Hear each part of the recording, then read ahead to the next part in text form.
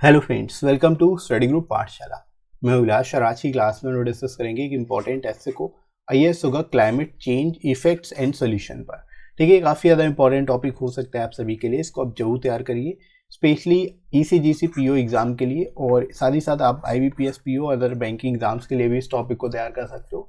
आप सभी के लिए काफ़ी इंपॉर्टेंट टॉपिक हो सकता है ये, राइट। और इसके साथ ही साथ आप प्रेसिक्स के लिए भी आप इसकी कंप्लीट प्लेलिस्ट को देख सकते हो, डिस्क्रिप्शन में आपको लिंक मिल जाएगा, राइट, जहाँ से आप एसए और प्रेसिक्स दोनों को ही तैयार कर पाओगे, राइट फ्रेंड्स। इसके साथ ही साथ आप इन बुक्स को ले सकते हो जो आपको प्रेसिक्स और एसए दोनों के लिए मिल जाएगी। यहाँ पर 100+ टॉपिक्स आपको मिल जाते हैं इस बुक में, जिसको आप एक बार तैयार कर लोगे तो कोई भी टॉपिक आपके एग्जाम में आता है तो आप उसको ईजिली लिख पाओगे, राइट। और प्रेसिक्स के आपको 60+ सेट्स मिल जाते हैं। यहाँ पर सारी चीज़ें डिटेल में बताई गई हैं, तो आप उसको देख सकते हो यहाँ से, राइट। और लोएस्ट यहाँ पर आपको कॉस्ट में बुक मिल जाएगी, लेटेस्ट पैटर्न पर सारे टॉपिक्स मिल जाएंगे और विद इन वर्ल्ड लिमिट सारे टॉपिक्स मिलेंगे, राइट। और आपको यहाँ पर 30% एडिशनल डिस्काउंट भी मिल जाएगा।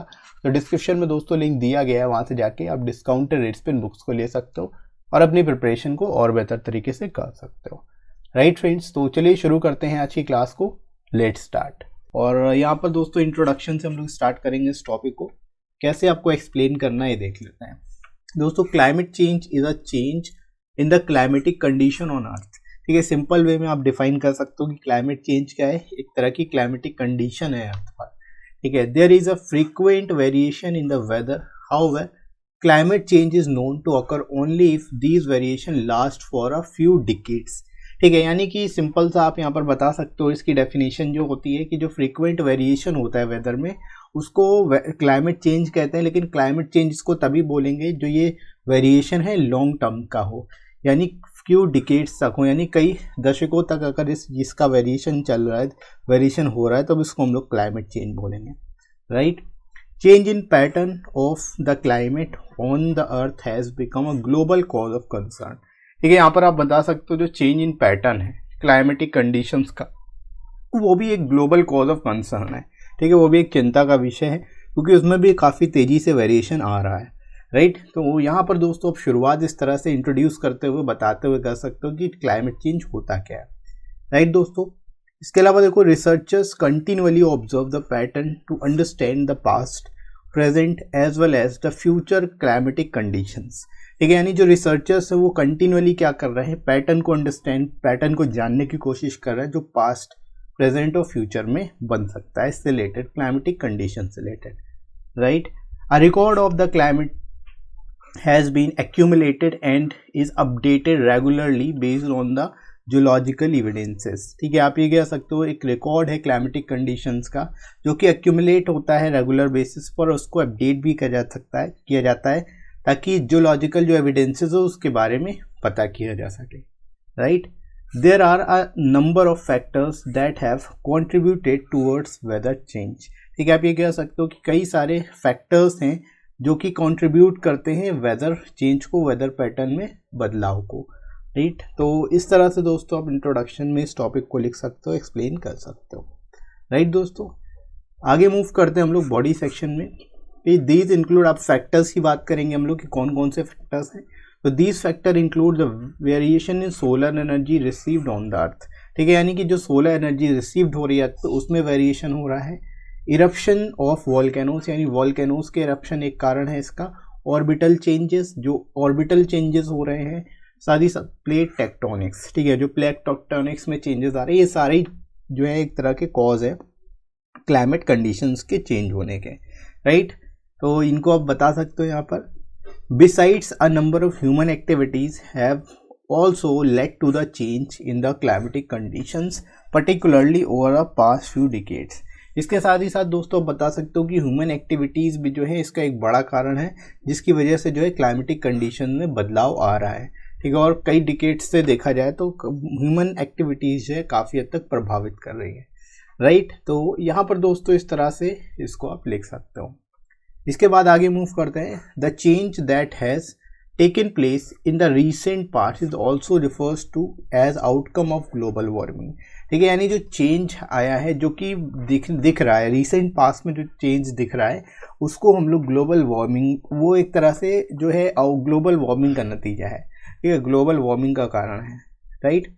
The new age technology is adding to the emissions of carbon on the planet which in turn is having a negative impact on the climate.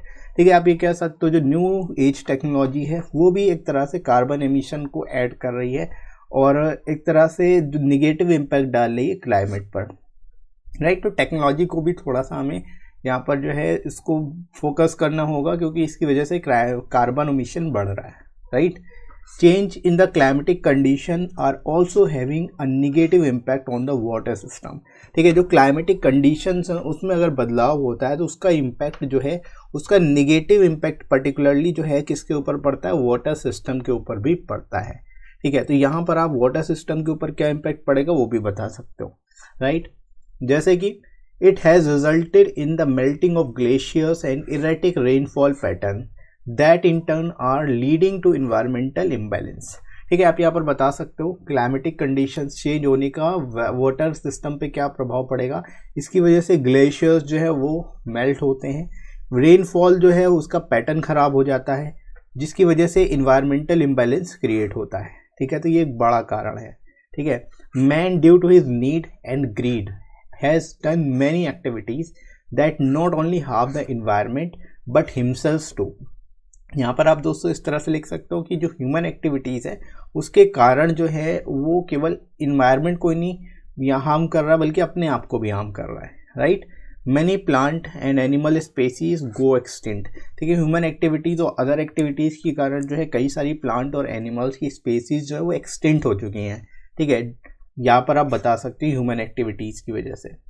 Human activities that harm the climate include deforestation, using fossil fuels, industrial waste, different type of pollution and many more. यहाँ पर आप बता सकते हैं human activities कौन कौन सी हैं particularly जो क्लाइमेट के अंतर्गत क्लाइमेट को हार्म पहुँचाती है। उसमें डिफॉरेस्टेशन शामिल है, फॉसिल फ्यूल का अत्यधिक यूज़ करना भी शामिल है, इंडस्ट्रियल वेस्ट, डिफरेंट टाइप्स के पोल्यूशन, ये सारी चीज़ें जो हैं किसके अंतर्गत आती हैं, ह्यूमन एक्टिविटीज़ के अंतर्गत आती हैं, right. All this things damage the climate and ecosystem very badly. अब ये कह सकते हो ये सभी चीज़ें जो हैं हमारे इकोसिस्टम को बहुत ही बुरी तरह से प्रभावित करती हैं और क्लाइमेट को भी बहुत बुरी तरीके से इम्पैक्ट करती हैं, right. And many species of animals and birds got extinct and on the verge of extinction due to hunting. इसके साथ ही साथ आप यही बता सकते हो कि बहुत सारी जो स्पेसीज है एनिमल्स और बर्ड्स की वो एक्सटिंक्ट हो गई हैं और कुछ तो on the verge of extinction यानी ख़त्म ही होने वाली है। ठीक है, तो ये भी हंटिंग की वजह से हुआ, तो ये भी हंटिंग भी एक तरह की ह्यूमन एक्टिविटी है, राइट। तो ये सारी एक्टिविटीज़ के बारे में बता सकते हो जिसकी वजह से जो है क्लाइमेट कंडीशंस जो है चेंज होती हैं और इसके कारण इस पर बुरा प्रभाव पड़ता है, राइट। आगे दोस्तों बढ़ते हैं। The ocean level is rising, glaciers are melting, carbon dioxide in the air is increasing, forest and wild life are declining and water life also getting disturb due to climatic changes. ठीक है, अब climatic changes की वजह से क्या क्या चीज़ें हो रही हैं आप सब सारी चीज़ों को कंबाइन कर सकते हो। जैसे ओशन लेवल राइज हो रहा है, ग्लेशियर मेल्ट हो रहा है, कार्बन डाइऑक्साइड एयर में इंक्रीज हो रही है, फॉरेस्ट वाइल्ड लाइफ जो है वो डिक्लाइन हो रही है, वाटर लाइफ जो है वो भी डिस्टर्ब हो रही है क्लाइमेटिक चेंजेस की वजह से, right. Apart from that it is calculated that if this change keeps on going many species of plant and animals will get extinct and there will be a heavy loss of to the environment। ठीक है, आप ये कह सकते हो कि अगर ये जो चेंज हो रहा है इसी तरह से चलता रहा, क्लाइमेट चेंज इसी तरह से अगर चलता रहा तो बहुत सारी स्पेसीज जो है प्लांट्स और एनिमल्स की वो एक्सटेंड हो जाएंगी और इसका सबसे ज़्यादा प्रभाव जो है हमारे इन्वायरमेंट पर पड़ेगा। सबसे ज़्यादा लॉस होगा वो इन्वायरमेंट को होगा, राइट। तो यहाँ पर दोस्तों आप इसके रिजल्ट के बारे में बता सकते हो, आउटकम के बारे में बता सकते हो, right. If we don't do anything and things continue to go on like right now, then a day in future will come when humans will become extinct from the surface of the earth। ठीक है, यानी कि अगर इसी तरह से चलता रहा, अगर हमने इसके रिगार्डिंग कुछ नहीं किया और इसी तरह से जो चीज़ें हैं वो चलती रहेंगी तो फ्यूचर में एक दिन ऐसा आएगा जब ह्यूमंस ही अर्थ से एक्सटिंक्ट हो जाएंगे, ख़त्म हो जाएंगे। ठीक है, तो यहाँ पर दोस्तों इस तरह से यहाँ पर आप बता सकते हो इसके regarding. But instead of neglecting these problems, we start acting on them. We can save the earth and our future। ठीक है, यानी कि हमें निगलेक्ट करने की बजाय अगर हम प्रॉब्लम्स को एक्ट करें, उन प्रॉब्लम्स को समझे और उस पर एक्ट करें तो इससे क्या है, हम अपने अर्थ और फ्यूचर को बचा सकते हैं, राइट। तो इस तरह से दोस्तों आप इस टॉपिक को लिख सकते हो बहुत ही बढ़िया तरीके से, और ये आई होप आपको समझ में आ रहा होगा, राइट। इसके बाद फाइनली मूव करते हैं हम लोग कंक्लूजन की ओर।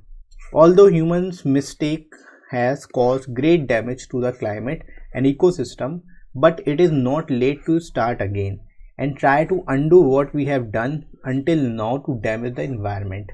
ठीक है, यहाँ पर आप इस तरह से लिख सकते हो कि ह्यूमन एक्टिविटीज़ या ह्यूमन मिस्टेक्स की वजह से काफ़ी ज़्यादा डैमेज हुआ है क्लाइमेट और इकोसिस्टम को, लेकिन अभी भी देर नहीं हुई। अभी से हम स्टार्ट कर सकते हैं उन चीज़ों को अंडू करना जो हमने डैमेज, जो बेसिकली हमारी एक्टिविटीज़ इन्वायरमेंट को डैमेज कर रही हैं, उनको अंडू करना अभी से हम शुरू कर सकते हैं, right. As we discussed, besides the natural forces, human activities have also contributed majorly to this change. It is important to take the climate change issue seriously। ठीक है, यानी कि जैसा कि पहले से हम लोग डिस्कस कर चुके हैं, नेचुरल फोर्सेस के अलावा ह्यूमन एक्टिविटीज़ भी काफ़ी हद तक क्लाइमेट चेंज में कंट्रीब्यूट करती हैं। इसलिए ये इम्पॉर्टेंट हो जाता है कि जो क्लाइमेट चेंज का इशू है इसको सीरियसली लिया जाना चाहिए, right, and control human activities that are contributing toward this change. ठीक है, और उन सभी ह्यूमन एक्टिविटीज़ को कंट्रोल करने की ज़रूरत है जो कि इस चेंज को की ओर कंट्रीब्यूशन दे रही हैं, राइट। तो इस तरह से दोस्तों आप इस टॉपिक को बहुत ही ज़बरदस्त तरीके से बेस्ट पॉसिबल वे में लिख सकते हो, और आई होप आपको समझ में आ रहा होगा कैसे इसको लिखना है एग्जाम में। इसी तरह से आप बाकी के सारे टॉपिक्स को तैयार करना। और आज का वीडियो आपको कैसा लगा कमेंट करके ज़रूर बताइएगा। वीडियो हेल्पफुल लगा हो तो लाइक जरूर करिएगा, इस वीडियो को शेयर करिएगा अपने सभी दोस्तों में जो भी डिस्क्रिप्टिव एग्जाम की प्रिपरेशन कर रहे हैं।